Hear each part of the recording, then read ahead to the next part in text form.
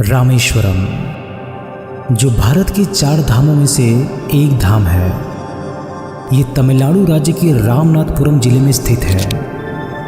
ये मंदिर हिंदुओं का एक पवित्र मंदिर है। इस मंदिर में स्थापित शिवलिंग को 12 द्वादश ज्योतिर्लिंगों में से एक माना जाता है। इस रामेश्वरम मंदिर में स्थापित भगवान शिव के शिवलिंग के बारे में ये बताया जाता है कि इसे स्वयं श्री राम द्वारा स्थापित किया गया था।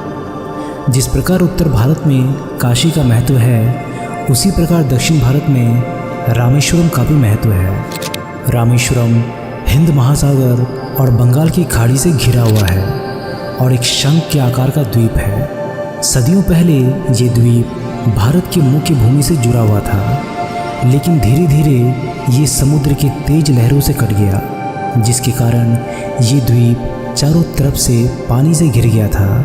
बाद में रामेश्वरम को जोड़ने के लिए एक जर्मन इंजीनियर द्वारा एक पुल बनाया गया था। माना जाता है कि जब श्री राम ने लंका पर चढ़ाई की थी तो उन्होंने वहां पर 30 मील लंबा पुल बनवाया था। रामेश्वरम मंदिर के चारों दिशाओं में बड़े बड़े दरवाजे बनाए गए हैं। इस मंदिर की गलियारे को दुनिया का सबसे बड़ा गलियारा कहा जाता है। इस मंदिर का गलियारा पश्चिम दिशा में 400 फीट और दक्षिण व उत्तर दिशा में 640 फीट तक फैला हुआ है। साथ ही ये गलियारा 1212 खंभों से बना हुआ है और इसके अंदर कुल 22 कुएं हैं। आश्चर्य की बात तो ये है कि पूरे रामेश्वरम में खारा पानी उपलब्ध है, लेकिन इन कुओं में मीठा पानी मिलता है। मान्यता ये है कि यहाँ डुबकी लगाने से सभी रोग और दरिद्रता दूर हो जाती है।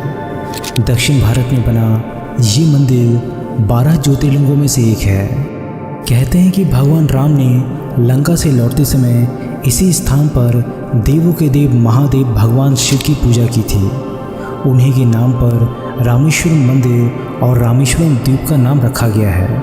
इसी मंदिर के पास एक जगह ऐसी है जिसके बारे में ये कहा जाता है कि यहाँ पर राम जी और विभीषण की पहली मुलाकात हुई थी।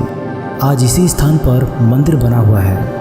रावण एक ब्राह्मण था और भगवान राम ने उसका वध किया था, तो भगवान राम ब्रह्म हत्या के दोष से मुक्ति पाने के लिए भगवान शिव की पूजा अर्चना करना चाहते थे। क्योंकि द्वीप में यहाँ पर कोई मंदिर नहीं था, इसीलिए उन्होंने श्री हनुमान जी को शिवलिंग लाने के लिए कैलाश पर्वत भेजा था।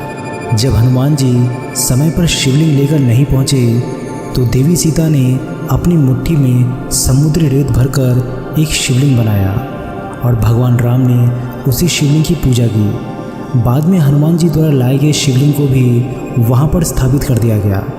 इसके बाद कई राजा और महाराजाओं ने मिलकर इसी जगह पर मंदिर का निर्माण किया।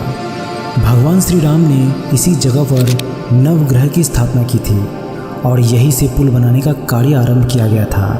रामेश्वरम मंदिर के बारे में ये भी मान्यता है कि यहाँ पर स्नान करने से सभी रोग दूर हो जाते हैं और सभी पापों से मुक्ति भी मिल जाती है। ब्रिटिश सरकार न केवल भारत के इतिहास में बल्कि विश्व इतिहास में भी रामेश्वरम मंदिर के महत्व को स्वीकार कर रही है। इसकी पुष्टि इन दिनों पूरे ग्रेट ब्रिटेन के भीतर इस्तेमाल किए गए विशेष मोहर से की जा सकती है। रामेश्वरम मंदिर के दर्शन से पहले 100 मीटर की दूरी पर अग्नि मंदिर बना हुआ है। वहाँ जाकर लोग समुद्र में स्नान करते हैं, क्योंकि वहाँ किसी प्रकार की कोई लहर नहीं आती। कारण ये है कि जब भी भगवान राम माता सीता को रावण के चंगुल से छुड़ाने के लिए श्रीलंका जा रहे थे, तब उन्होंने समुद्र को शांत रखने के लिए समुद्र की लहरों को छुआ था। तब से यहाँ पर समुद्र पूरी तरह से शांत रहता है। इस बारे में ये भी कहा जाता है कि जब भगवान राम रावण का वध करने के बाद यहाँ आए थे, तब उन्होंने यहाँ पर स्नान किया था। अग्नि तीर्थ में स्नान करने के बाद आप मंदिर में प्रवेश कर सकते हैं। मंदिर के अंदर प्रवेश करने पर आपको 22 कुंड मिलेंगे, जिसका जल अत्यंत पवित्र होता है, क्योंकि इस कुंड में हिंदू धर्म के सभी तीर्थों का पानी मौजूद है। वहाँ सरकारी कर्मचारी आपके ऊपर पानी छिड़कते हैं, जिससे कुछ चार्ज भी लिया जाता है, जो लगभग 20 से 25 रुपये तक का होता है। रामेश्वरम मंदिर सप्ताह के 7 दिन सुबह 5 बजे से लेकर दोपहर 1 बजे तक और बाद में दोपहर 3 बजे से लेकर 9 बजे तक श्रद्धालुओं के लिए खुला रहता है। श्रद्धालु पहले पहर में सुबह 5 बजे से लेकर दोपहर 1 बजे तक दर्शन पूजन कर सकते हैं।